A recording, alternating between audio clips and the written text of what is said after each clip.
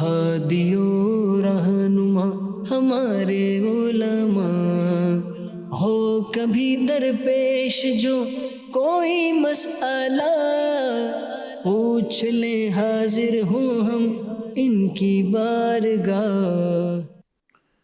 الحمدللہ رب العالمین، والصلاة والسلام علی خاتم النبیین، اما بعد فاعوذ باللہ من الشیطان الرجیم، بسم اللہ الرحمن الرحیم۔ الصلاة والسلام علیک یا رسول اللہ وعلی آلک و اصحابک یا حبیب اللہ، الصلاة والسلام علیک یا نبی اللہ وعلی آلک و اصحابک یا نور اللہ۔ مدنی چینل کے ناظرین، پروگرام دارالفتاء اہل سنت میں آپ کو خوش آمدید کہتے ہیں۔ اللہ رب العالمین ہم سب کو دین اسلام کے احکامات سیکھ کر سمجھ کر ان پر عمل پیرا ہونے کی توفیق عطا فرمائے۔ ہمارے پیارے رسول صلی اللہ تعالیٰ علیہ وآلہ وسلم کا فرمان عظمت علی شان ہے، من صلی علیہ صلاۃ کتب اللہ لہ قراۃ والقراۃ مثل احد، کہ جس نے مجھ پر ایک مرتبہ درود بھیجا، اللہ اس کے لیے ایک قرات اجر لکھ دیتا ہے، اور یہ ایک قرات احد پہاڑ کی مثل ہے۔ صلو علی الحبیب صلی اللہ تعالی علی محمد صلی اللہ علیہ وآلہ وسلم۔ آج کے ہمارے اس پروگرام میں شامل ہیں مفتی محمد حسن رضا عطاری صاحب، ان کو خوش آمدید کہتے ہیں۔ جزاک اللہ۔ کیسے مزاج کے؟ الحمدللہ رب العالمین۔ ماشاء اللہ ماشاء اللہ۔ بڑھتے ہیں، ہمارے پاس کچھ ویڈیو سوالات ہیں اور ان کو شامل کرتے ہیں۔ مفتی صاحب سے میرا یہ سوال ہے کہ منت کے نوافل دوسروں سے پڑھوانا کیسا ہے؟ جی، منت خود مانی ہے، اب نوافل کوئی اور کسی کو کہیں تو پورے ہو جائیں گے۔ بسم اللہ الرحمن الرحیم۔ اگر منت مانی ہے اور ان کے پر نوافل یہ لازم ہو چکے ہیں تو خود ہی اس کی ادائیگی کرنی ہے۔ ایسا نہیں ہو سکتا کہ کسی اور سے یہ منت کے نوافل آپ ادا کروائیں۔ ویسے بھی منت جو مانی جاتی ہے وہ اپنی ہی ذات پر مانی جاتی ہے، دوسروں کی ذات پر منت مقرر نہیں کی جا سکتی۔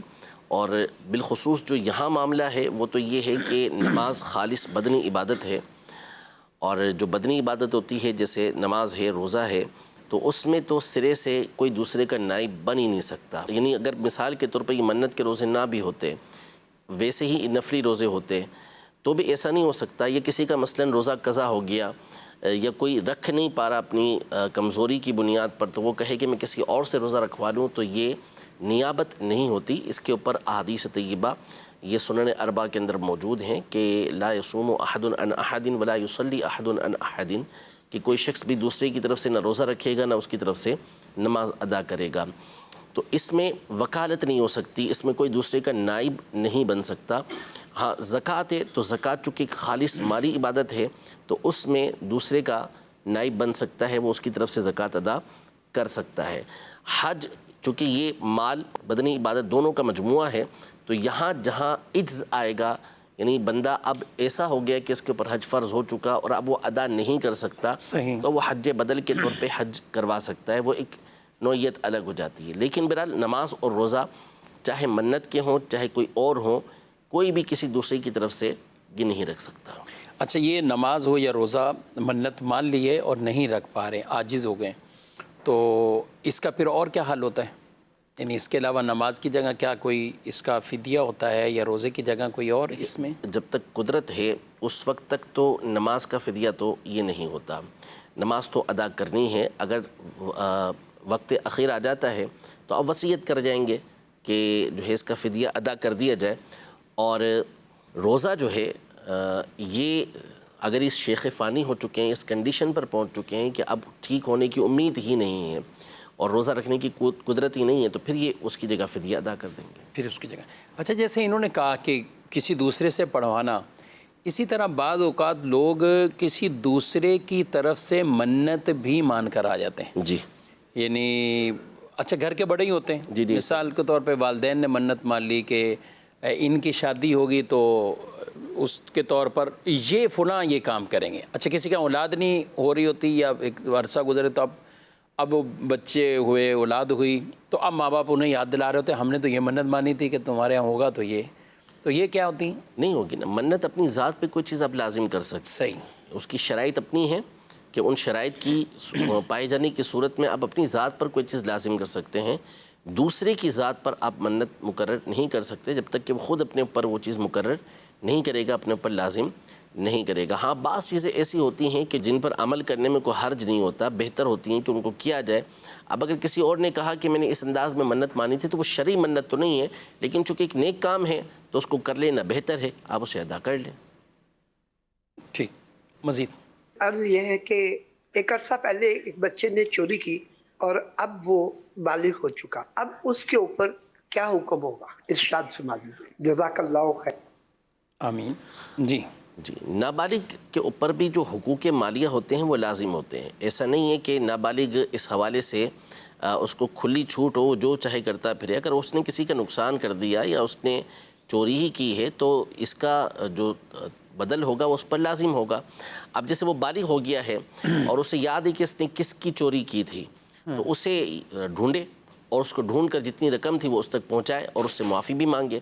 اور اگر اسے معلوم ہی نہیں ہے کہ وہ کون ہے، یا اسے معلوم ہے کہ وہ کون ہے لیکن وہ مل ہی نہیں رہا، نہ اس کے وارثوں کا پتہ چل رہا ہے، تو اب اس کی طرف سے جتنی رقم بنتی ہے وہ صدقہ کر دے اور اس کے لیے استغفار کرے، اور اللہ پاک کی بارگاہ میں اس بات کی امید رکھے کہ قیامت کے دن اللہ پاک ان کا آپس میں جو معاملہ ہے اس کو صلح کی صورت میں نپٹا دے گا اور دونوں کی اللہ تبارک و تعالیٰ صلح کروا دے گا۔ یہ نیت رکھے اور دعا اس کے لیے کرتا رہے۔ ہاں بالفرض وہ بندہ ملا نہیں اور اس نے صدقہ کر دیا، کچھ عرصے کے بعد وہ بندہ مل جاتا ہے، تو اب ایسا نہیں کہ وہ صدقہ اس کے لیے کافی ہو جائے گا، بلکہ اب اگر وہ شخص کہتا ہے کہ مجھے میری رقم واپس کرو تو واپس کرنا ہوگی، اور آپ نے اس کو بتانا ہوگا کہ اس طرح کا معاملہ ہوا تھا اور پھر میں نے آپ کی طرف سے صدقہ کر دیا تھا۔ اب وہ کہتا ہے کہ نہیں مجھے تو میری رقم چاہیے، تو پھر آپ کو اس کو رقم دینا پڑے گی۔ ہاں اگر وہ خود سے راضی ہو جاتا ہے کہ ٹھیک ہے جو آپ نے صدقہ کیا ہے اس کو میں بھی نافذ کرتا ہوں، تو ٹھیک ہو جائے گا، لیکن بہرحال خلاص ہی نہیں ہے، جو رقم آپ نے لی ہے اس کو بہر صورت آپ نے دینا تو پڑے گا۔ مالک ملتا ہے تو مالک تک، مالک نہیں ملتا اس کے ورثہ نہیں ملتے تو پھر آپ اس کی طرف سے اللہ کی راہ کے اندر اسے صدقہ کر دیں گے۔ اچھا، چوری کا معاملہ اگر یہ مالک بھی ہے، سب کچھ ہے، لوٹانے کا ذہن بھی ہے، تو بعض پھر لوگ اس پہ پوچھتے ہیں کہ کیا بتانا بھی پڑے گا، ان سے معافی بھی مانگنی پڑے گی؟ اب اس میں مختلف صورتیں ہو سکتی ہیں، لیکن ایک اوورال کیا کہیں گے؟ اس میں دیکھیں اگر تو اس بات کا اندیشہ ہے کہ اس کو بتائیں گے تو وہ عزت خراب کرے گا، یا ممکن ہے کہ وہ پولیس کیس کروا دے اور اس طرح کے مسائل کھڑے ہو جائیں گے، تو پھر اس صورت میں یہ بتانا لازم نہیں ہے کہ یہ چوری کی رقم ہے، بلکہ کوئی بھی ایسی بات کہہ سکتا ہے کہ ایک عرصہ دراز پہلے یہ رقم آپ کی میرے پاس رہ گئی تھی، یا میں نے لی تھی آپ سے ادھار نہ بولے، یہ رقم آپ کی تھی میرے پاس، میں دینا بھول گیا تھا آپ کو، تو ان الفاظ کے ذریعے سے جو ہے وہ ان کو واپس کر دے اور معافی بھی مانگ لے کہ میں نے آپ کو رقم پہنچانے میں تاخیر کی ہے۔ اس کو یہ بولنا ضروری نہیں ہے کہ رقم میں نے آپ کی چوری کی، اجازت کے بغیر یہ اس طرح لیے۔ جی۔ اور اگر اسے پتہ ہی نہیں ہے کسی طرح کا، پھر بھی اسے بتانا پڑے گا، مطلب اب اس کو پتہ ہی نہیں ہے کہ میری رقم کس نے لی، کیسے لی، اور یہ کسی طرح اس کی ملکیت میں دینے پر قدرت رکھتا ہے کہ یہ اس کی ملکیت میں، اس کو آج کل جیسے اکاؤنٹس میں ڈال دی، یا کسی اور طرح بھی رقم پہنچ گئی اس کے اکاؤنٹ میں، اور کیا پھر بھی اسے بتانا ہی پڑے گا؟ دیکھیے بتانا یوں تو لازم نہیں ہے کہ اسے بتانا ہی ہو، لیکن بعض اوقات ہوتا ہے کہ سامنے والا بولے گا میں کیوں لوں تم سے رقم، صحیح، یہ اتنی بڑی رقم ہے یا جتنی بھی رقم ہے وہ منع کر رہا ہے کہ میں کیوں لوں رقم، کوئی وجہ تو ہونا، تو اب بندہ مجبور ہو جائے گا۔ صحیح، اور بغیر اطلاع کے ویسے اکاؤنٹ میں بھیجیں تو ہو سکتا ہے کہ وہ آگے صدقہ کر دے، وہ یہ کہے گا کہ یہ رقم تو میری ہے ہی نہیں، ایسے ہی آ گئی ہے، تو یوں مسائل کھڑے ہو سکتے ہیں، تو اس صورت میں جو ہے وہ اسے بتانا پڑے گا۔ ٹھیک ہے، اچھا چلیں اکاؤنٹ میں رقم آ جائے، یہ والا مسئلہ ضمناً آ گیا، ہو سکتا ہے کئی ناظرین اس کے ذہنوں میں بھی سوال آئے۔ بعض اوقات ہوتا ہے کہ لوگ کہہ رہے ہوتے ہیں کہ ہمارے اکاؤنٹ میں رقم آ گئی، پتہ نہیں چل رہا کہ کہاں سے آئی، کیسے آئی، اور کبھی ایسا ہوتا ہے کہ مختلف ذرائع جو بھی ہیں رقم ٹرانسفر کرنے کے، تو کہیں نہ کہیں غلطی سے بھی چلے جاتی ہے، نمبر وغیرہ کچھ ایسا لکھا گیا، حکم کیا ہے اس کا؟ دیکھیں پہلی چیز تو یہ ہے کہ عمومی طور پر تو ان چیزوں کی معلومات ہو جاتی ہے، ٹھیک، کیونکہ جب رقم ٹرانسفر ہوتی ہے تو بھیجنے والا کون ہے اس کی بھی تفصیل آ رہی ہوتی ہے، کچھ نہ کچھ اس کے بارے میں آ رہا ہوتا ہے، لہذا اگر ہم ان ذرائع سے معلوم کریں گے کہ جہاں سے وہ رقم آئی ہے تو ہمیں سراغ تو مل سکتا ہے، معلوم تو ہو سکتا ہے کہ کس نے رقم بھیجی ہے۔ جب یہ پتہ چل جائے گا، معلوم ہو جائے گا تو اس تک رقم پہنچانا یہ ضروری ہو جائے گا کہ اسی تک رقم پہنچائے۔ ہاں آپ نے اپنی بھرپور کوشش کر لی صحیح، کہ کسی صورت بھی معلوم نہیں ہو رہا کہ وہ کون ہے جس نے رقم ٹرانسفر کی ہے، تو آپ انتظار کر لیں تھوڑا سا، اس کو استعمال کرنے کی تو اجازت نہیں ہے، انتظار کر لیں کہ اس نے غلطی کی بنیاد پر بھیج دی ہے، پھر اس کے بعد اگر وہ بندہ کسی صورت رابطہ بھی نہیں کرتا اور آپ کو معلومات بھی اس کے بارے میں نہیں مل رہی تو اس کی طرف سے پھر آپ کو صدقہ کرنا پڑے گا۔ ٹھیک ہے، ایک سوال ہے کہ نبی پاک صلی اللہ علیہ وسلم کے چہرہ مبارک کو ام الکتاب کہنا، اور یہ عام طور پہ نعتیہ اشعار میں بھی ایک شعر نعت خواہ حضرات سے سنا ہوا ہے، چہرہ ام الکتاب تیرا، یا اسی طرح کے، جی کیا کہنا؟ نبی پاک صلی اللہ علیہ وسلم کے چہرہ مبارکہ کو ام الکتاب کہنے میں کوئی حرج نہیں ہے، یعنی اس میں ایک تشبیہ ہے نبی پاک صلی اللہ علیہ وسلم کے مبارک چہرے کی فضیلت کے حوالے سے، اس کے کمال کے حوالے سے، اور یہ تو بہرحال احادیث طیبہ سے اس کا ثبوت موجود ہے، جیسا کہ صحیح بخاری شریف میں ایک سے زائد مقام پر سیدنا انس بن مالک رضی اللہ تعالی عنہ سے یہ حدیث پاک مروی ہے کہ جس میں آپ نے حضور پاک صلی اللہ علیہ وسلم کی مبارک زندگی کے آخری دن کا تذکرہ کیا کہ پیر کا دن تھا، صبح کی نماز تھی، آپ صلی اللہ تعالیٰ علیہ وآلہ وسلم کا جو مرض تھا وہ شدت پکڑ چکا تھا۔ فجر کے وقت میں صحابہ اکرام علیہم رضوان سیدنا ابو بکر صدیق رضی اللہ تعالیٰ عنہ کے پیچھے صفے بنا کر موجود تھے، تو اتنے میں حضور پاک صلی اللہ علیہ وسلم نے جو پردہ تھا اسے اوپر کیا اپنے مبارک کمرے کا، حجرے کا، تو آپ کا چہرہ ایسا چمک رہا تھا کہ حضرت سیدنا انس بن مالک رضی اللہ تعالیٰ عنہ فرماتے ہیں کہ کأنہ ورقۃ مصحف، گویا کہ یہ چہرہ مبارکہ مصحف قرآن کا ورقہ تھا۔ تو شارحین حدیث نے اس مقام پر یہی لکھا کہ یہ نبی پاک صلی اللہ علیہ وسلم کے حسن ظاہری اور حسن باطنی کی ایک تمثیل تھی، ایک مثال تھی، اس کو بیان کیا، تشبیہ دی اس سے کہ نبی پاک صلی اللہ علیہ وسلم کا چہرہ مبارکہ ظاہری اور باطنی تمام تر جو محاسن ہیں، خوبیاں ہیں، ان کا جامع ہیں۔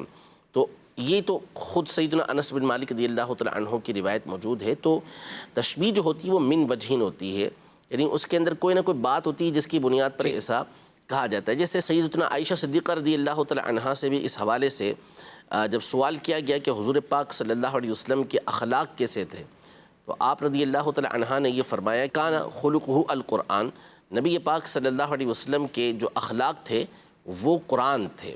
تو یہاں اخلاق مبارکہ کو بھی قرآن کہا گیا، تو اس کا مطلب یہی ہے کہ نبی پاک صلی اللہ علیہ وسلم کے اخلاق بڑے عالی تھے، اور نبی پاک صلی اللہ علیہ وسلم کے اخلاق عین تعلیمات قرآن کے مطابق تھے، یعنی گویا کہ قرآن کی ایک عملی تفسیر تھے۔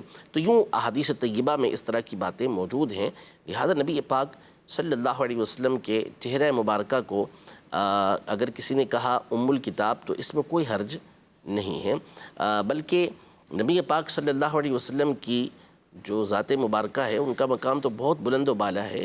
جرح و تعدیل کے جو الفاظ کتب جرح و تعدیل کے اندر مذکور ہیں اس میں سے تعدیل یعنی کسی راوی کی توثیق بیان کرنا ہو، کسی راوی کا بہت بڑا مقام و مرتبہ بیان کرنا ہو حدیث بیان کرنے والے کا، تو اس کے لیے بھی مصحف کے الفاظ استعمال ہوئے ہیں۔ مسعر بن کدام رحمۃ اللہ تعالیٰ علیہ ایک مشہور محدث گزرے ہیں، تو ان کو مختلف الفاظ کے ساتھ دیگر محدثین نے تعبیر کیا تو کہا کہ انہ مصحف، کہ یہ مصحف ہے۔ مطلب کیا تھا کہ ان کا حافظہ بہت مضبوط تھا، یعنی باتوں کو اچھی طریقے سے یاد رکھتے تھے، ضبط کرتے تھے، تو اس لیے اس لفظ سے ان کو تعبیر کیا، یہ لفظ ان کے لیے بولا گیا۔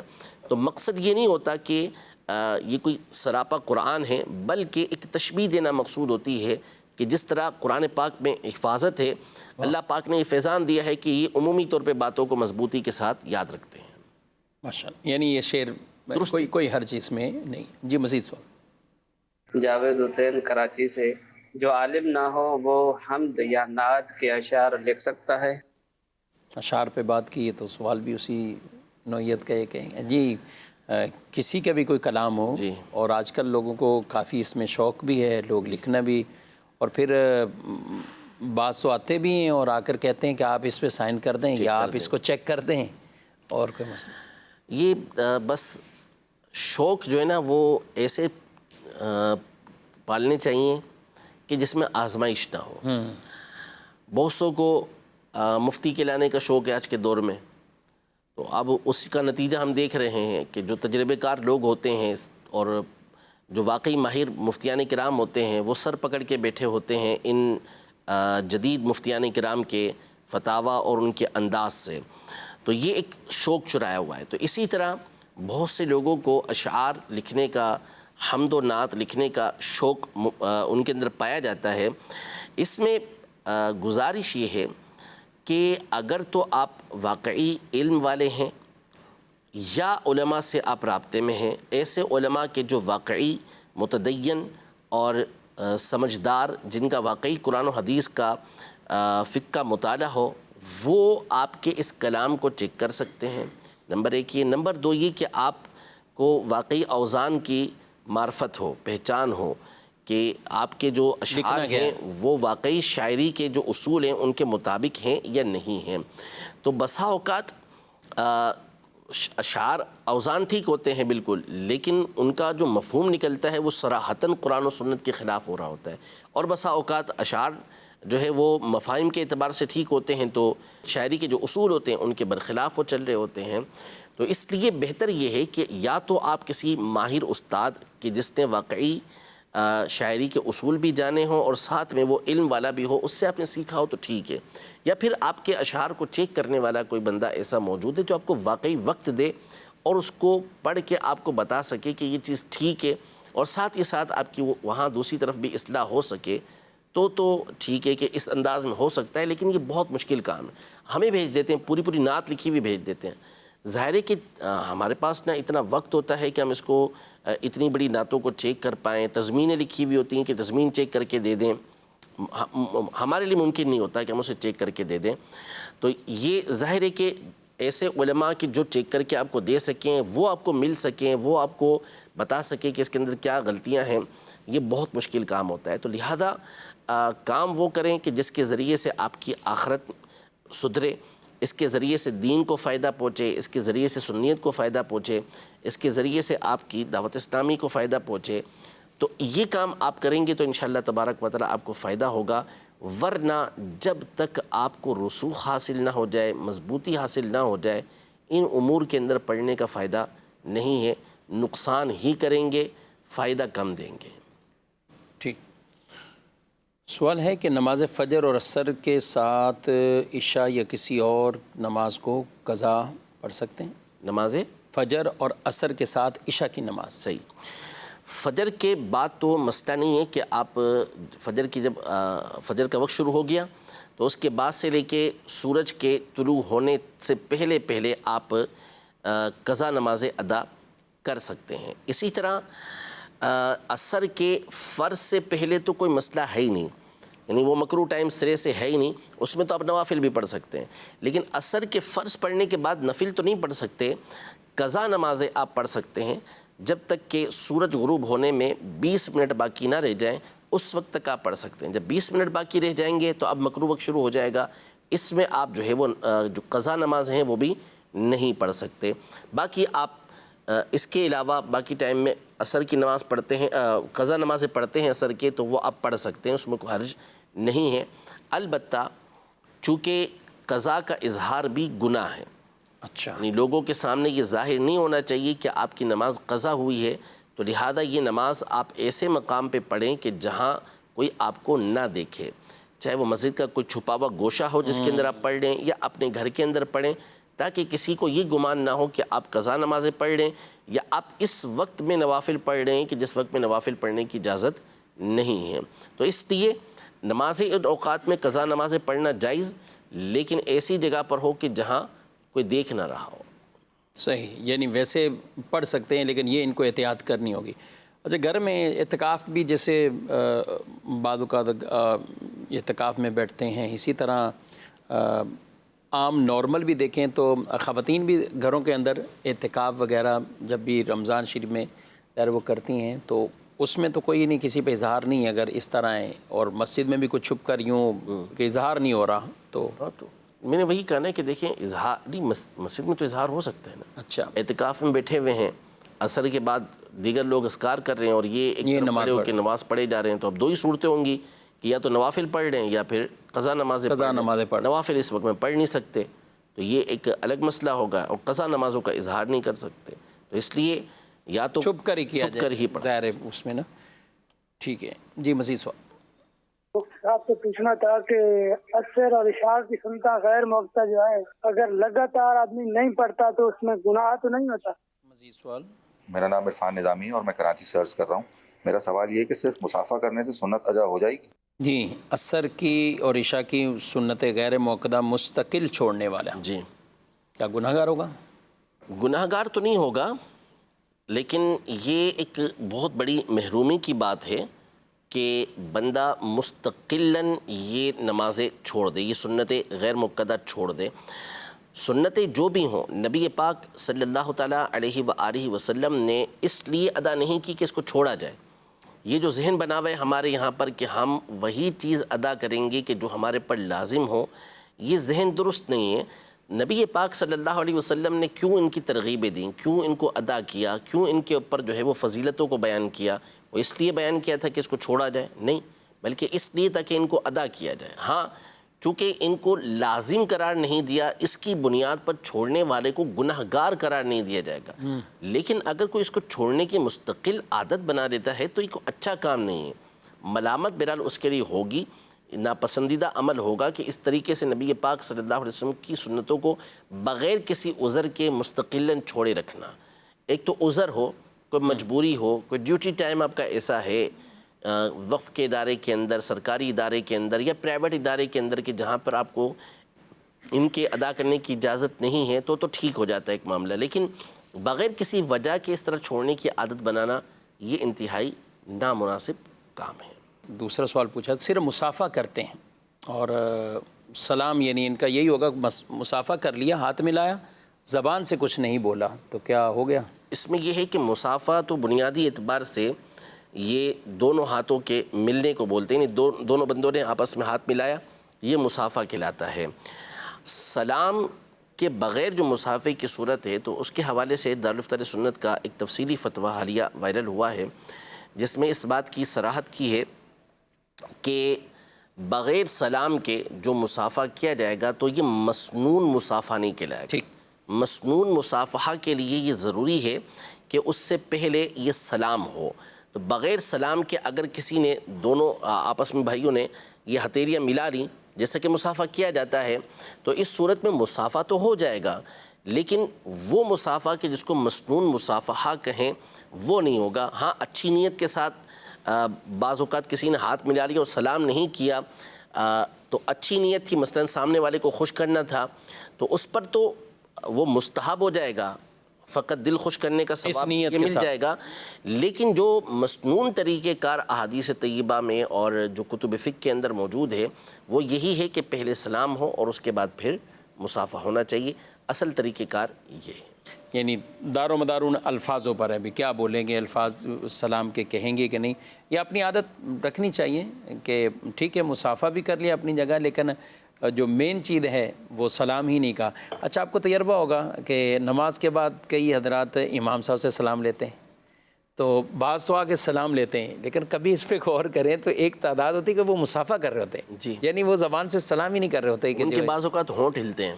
جی جی جی، ویسے کر رہے کچھ کہتے ہوتے پتہ ہی نہیں چلتا کہ آواز بھی ان کی آئی ہے یا نہیں آئی. اور بعض لوگ سلام کرتے ہیں اور بڑی تعداد ہوتی ہے کہ جو سلام نہیں کرتے، مسافہ کر رہی ہو. اور کئی جگہوں پہ جب لائن میں لگ کے ملاقات کر رہے ہیں اور وہاں ان کو بھی ہوتا ہے کہ جانا ہے، آگے جانا ہے، تو ایک تعداد ہوتی ہے. یعنی اس میں پھر سلام کرنے والا وہ ثواب نہیں ملے گا. یعنی اس میں عادت بنانی چاہیے. بالکل، جب آپ مل رہے ہیں تو ثواب بھی لے کے جائیں، اور آپ سلام کریں گے تو ظاہر سلام کرنے والے کو زیادہ ثواب اس پہ ملتا ہے جو ابتدا بھی سلام کرتا ہے.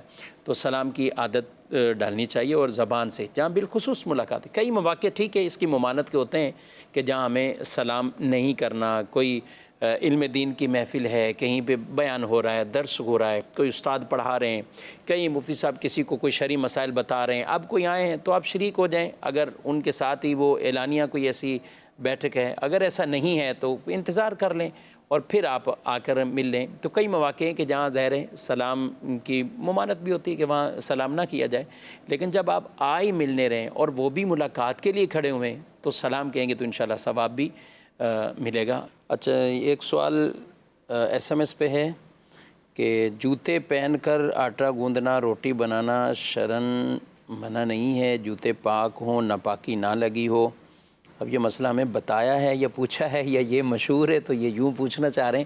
سوال تو اس میں بظاہر کوئی نہیں ہے لیکن میسج اتنا ہے. چلیں آپ وضاحت کر دیں, اگر کوئی جوتے پہن کر بہن آٹا گوندے یا روٹی بنائے تو اس میں بھی کیا پاکی ناپاکی جوتے کے حوالے سے دیکھی جائے گی؟ جوتے کے حوالے سے یوں پاکی ناپاکی تو نہیں دیکھی جائے گی, اور عام طور پہ چپل جو ہے وہ سلیپر آتے ہیں خاص کچن کے لیے کہ جسے پہنا ہی کچن کے اندر جاتا ہے, تو وہ آٹا گونتے ہوئے بھی, سالن بناتے ہوئے بھی, دیگر چیزوں کو بناتے ہوئے بھی استعمال تو ہو رہے ہوتے ہیں. وہ نارمل استعمال باہر کا نہیں ہوتا ان جوتوں کا. جی میں وہی عرض کر رہا ہوں. تو اس میں ناپاکی کا پاکی کا کوئی لحاظ نہیں ہے کہ اس کی بنیاد پر کوئی روٹی کے اندر اثر آتا ہو, کوئی خرابی آتی ہو, وہ فرق نہیں پڑتا. تو لہذا اگر کسی نے جوتے پہن کر آٹا گوندا ہے یا سالن بنایا ہے تو کوئی حرج نہیں ہے, چاہے جوتے اس کے ناپاک ہی کیوں نہ ہوں. لیکن ظاہر ہے کہ ایک ناپاک چیز کو ویسے ہی پہنے رکھنا یہ مناسب عمل نہیں ہے. ٹھیک کہ وہ کپڑے ہوں, جوتے ہوں, امامہ شریف ہو, اگر ان کے اندر کہیں نجاست لگ گئی ہے, ناپاک ہو گئے, تو ان کو پاک کر لیا جائے. ان کو پہننے سے پہلے پاکی کا عمل اس کے ساتھ کر لیا جائے, کوئی اور لباس اس وقت پہن لیا جائے. جوتے پہن کر آٹا گوندنے کے اندر, روٹی پکانے میں, اسی طرح اور کچھ سالن وغیرہ بنانے میں کوئی حرج نہیں ہے, بنا سکتے ہیں, کوئی اس کے اندر مسئلہ نہیں ہے. امام جعفر صادق رحمۃ اللہ تعالیٰ علیہ کے کنڈے 15 کو نہیں کیے تو کیا 22 کو کر لیں, کیا کہتے ہیں آپ؟ کنڈے ہمارے نزدیک ایصال ثواب ہے. ٹھیک. اور ایصال ثواب کے حوالے سے ہمارے علماء اہل سنت بہت دفعہ اس بات کو بیان کر چکے ہیں کہ ایصال ثواب یہ ایک مستحب عمل ہے. کسی بھی دن یہ کیا جا سکتا ہے, دن مقرر کر کے بھی کیا جا سکتا ہے, اور بغیر کسی دن کو مقرر کیے بھی کیا جا سکتا ہے. دن اس لیے مقرر کیا جاتا ہے کہ ایک تو اس کے اندر آسانی ہوتی ہے, دین و دنیا کے سارے کام عمومی طور پر دن اور وقت مقرر کر کے ہی کیے جاتے ہیں. دوسرا یہ کہ عمومی طور پر جو وصال کا دن ہوتا ہے اس دن ائمہ تصوف کی تصریحات کے مطابق جو روح ہوتی ہے یہ متوجہ ہوتی ہے, تو اس لیے اس دن جو ہے وہ ایصال ثواب کرنا یہ زیادہ بہتر ہوتا ہے. لیکن اگر کسی اور دن بھی آپ نے ایصال کیا, اس سے ایک دن پہلے, ایک دن بعد کیا, اس کے ایک ہفتے بعد, ایک مہینے بعد کیا, کبھی بھی کریں گے آپ ایصال ثواب, تو ایصال ثواب ہو جائے گا, ثواب پہنچ جائے گا, جس کے قرآن و سنت سے بکثرت دلائل یہ موجود ہیں. لہذا اگر آپ نے 15 تاریخ کو نہیں کیا, آپ 22 تاریخ کو کرنا چاہتے ہیں, آپ 23 تاریخ کو کرنا چاہتے ہیں, آپ 21 تاریخ کو کرنا چاہتے ہیں, آپ کسی بھی دن کر سکتے ہیں. آپ آج کرنا چاہیں آج کر سکتے ہیں. ٹھیک. مفتی صاحب سے میرا یہ سوال ہے کہ والدہ کا بیٹی کو دیا تحفہ واپس لینا کیسا ہے؟ جی, والدہ نے پہلے تحفہ دیا ہے, واپسی لینا چاہتی ہیں. اب نہیں لے سکتے اس کو. جی. کیوں؟ ایک تو ویسے ہی حدیث پاک میں اس سے منع کیا ہے کہ جو تحفہ دے کر اپنے تحفے کے اندر رجوع کرتا ہے تو وہ اس کتے کی طرح ہے کہ جو قے کر کے اس کو چاٹتا ہے. اللہ اکبر. یعنی ایک تشبیہ اتنی ہے اس حوالے سے. تو دے دیا تو ختم, اب اس کو واپس نہیں لیں گے. اور آپس یہاں تو قرابت ہے, قرابت کی بنیاد پر موانع پائے جا رہے ہیں, تو وہ ویسے ہی نہیں لے سکتے اس کو. تو یعنی کچھ موانع یا رکاوٹیں ایسی ہوتی ہیں کہ شرعاً وہاں ویسے ہی منع ہے, ویسے ہی منع ہو جاتے ہیں. ویسے بھی منع ہے. اس کی بھی کوئی اور مثالیں بھی ہیں, میاں بیوی یا کچھ اور کے بہت ساری مثالیں ہیں جو موانع رجوع ہیں, وہ علماء نے تفصیل کے ساتھ ذکر کی ہیں. اس میں سے جس کو دیا اس سے کو بدلہ لے لیا, وہ چیز ہلاک ہو گئی, اس نے آگے ہبا کر دی, یہ مختلف چیزیں ہوتی ہیں جس کی بنیاد پر آپ واپس نہیں لے سکتے. تو اسی میں سے ایک یہ قرابت والی صورت بھی ہے, تو وہ بھی واپس نہیں لے سکتے. صحیح. ویسے کئی ناظرین اس طرح کے معاملات بعض اوقات کسی کو لین دین کرتے ہیں, اور پھر کبھی کوئی لڑائی جھگڑا ہوتا ہے یا کوئی ایسا معاملہ ہو تو وہ اس کو پھر واپسی کا بھی تقاضا کرتے ہیں کہ یہ ہمیں واپسی دی جائیں چیزیں. اچھا, بالخصوص منگنی ہو چکی یا بعض اوقات منگنی کے بعد اگلے مراحل بھی سب, نکاح بھی ہو گیا, رخصتی بھی ہو گئی, سب چیزیں ہو گئی, اب لڑائی ہوئی اور بات ناچاکی اور نا اتفاقی وہ طلاق تک پہنچ گئی, تو یوں بھی سب ایک دوسرے کا وہ ریٹرن کرنے کا وہ سوال کیا جاتا ہے. حسان صاحب, اس کے حوالے سے بھی کئی ایسی جگہیں ہوں گی کہ جہاں پہ رجوع کیا ہی نہیں جا سکتا, وہ تحفہ واپسی نہیں لیا جا سکتا, تو کیا کرنا چاہیے اس میں؟ بالکل, اس میں دیکھیں تحفہ ایک تو وہ ہوتا ہے کہ جو عاریتاً دیا جاتا ہے, صحیح, استعمال کر لیں, اور بعض اوقات یہ ہوتا ہے کہ وہ چیز اسے دے دی جاتی ہے، وہ اس کی ملکیت ہو چکی ہوتی ہے، وہ مالک ہے، تو اس کو پھر واپسی کا مطالبہ نہیں کر سکتے۔ اور یہ سارا جو خاندان کا عرف و رواج ہوتا ہے اس کے مطابق اس کی تعیین ہوتی ہے، یا شروع میں کچھ اس طرح کی بات کہہ دی گئی ہو تو اس کے مطابق اس کا فیصلہ ہوتا ہے۔ یعنی اس کے لیے یہ جو ٹاپک ہے اس کے لیے خصوصیت مطلب کہ پہلے مفتیان کرام سے پوچھنا چاہیے، لازمی ہے، ضروری ہے۔ برادریوں کے اندر اس طرح کے فیصلے ہو جاتے ہیں بعض اوقات، اور پھر اس کے بعد جب دوبارہ کسی عالم دین سے، کسی مفتی صاحب سے پوچھتے ہیں تو نتیجہ اس کے برعکس نکلتا ہے کہ وہ چیز کسی ایک کی ہو چکی ہوتی ہے اور پھر اس سے مطالبہ اس چیز کا کیا جا رہا ہوتا ہے، اور بس اوقات واپس لے بھی لی جاتی ہے یا اس کا بدل لے لیا جاتا ہے، حالانکہ وہاں لینے کی شرعاً اجازت نہیں ہوتی۔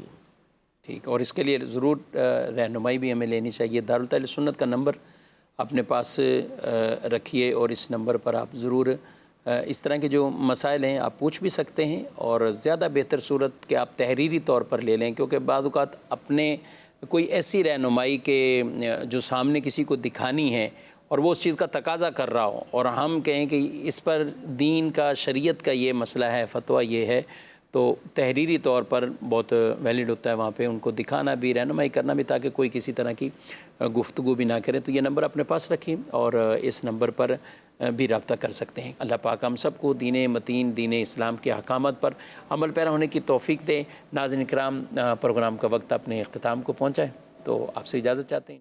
ہادی و رہنما ہمارے علماء، ہو کبھی درپیش جو کوئی مسئلہ، پوچھ لیں حاضر ہوں ہم ان کی بارگاہ۔